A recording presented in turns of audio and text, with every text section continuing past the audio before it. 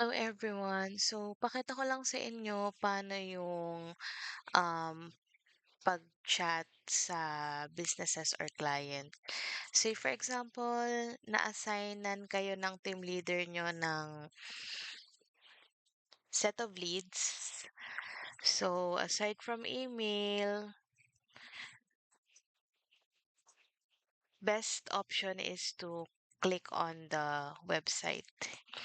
Say for example, ito, si Zero Energy Group.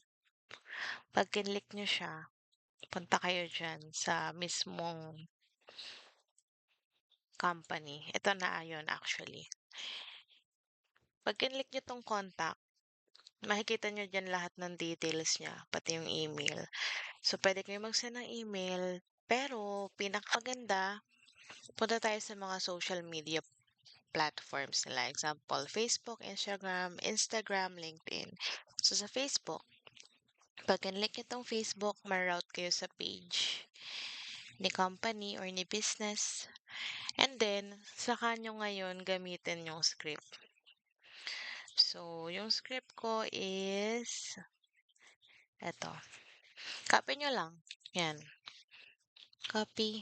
Then, paste nyo lang. Yan lang. Ang ano lang dito is, hihintayin natin siya mag-reply. Sample pa tayo ng pangalawa. For example, etong business na yan. Then, wait tayo na ma-redirect tayo sa, punta tayo sa, wala silang contacts nakalagay about us lang to eh. So, yan. So, parang ano lang kayo, browse lang. Then, scroll down. Okay, so ito siya. Contact us. Email. Ito, nasendan ko na to ng email. Then, ito, meron din silang Facebook and Instagram. So, kung may Instagram kayo, go. Kung parehas kayo meron, mas maganda. Pero ako kasi, yung Instagram ko, nasa cellphone ko. So,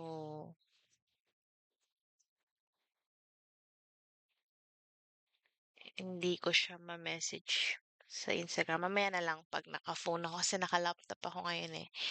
Then, wala siyang option para makapag-send ng message. Ano ba? Okay, wala. Try natin yung pangatlo.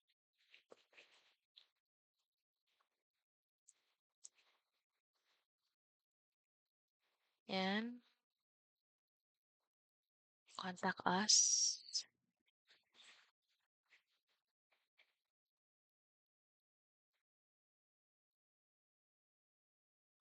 Hmm.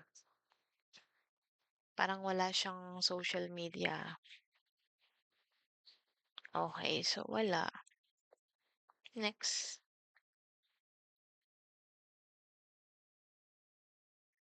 Oops. Wala siyang...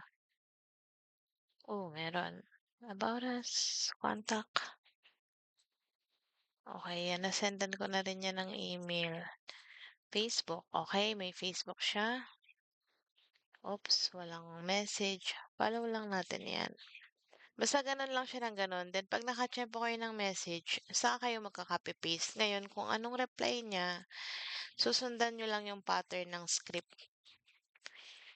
Asan yung script natin? Daming tab naka-open. Dali ah.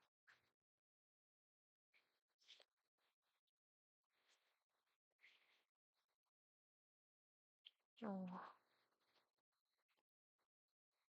Yan, susundan nyo lang yung script. Halimbawa, nag-reply siya.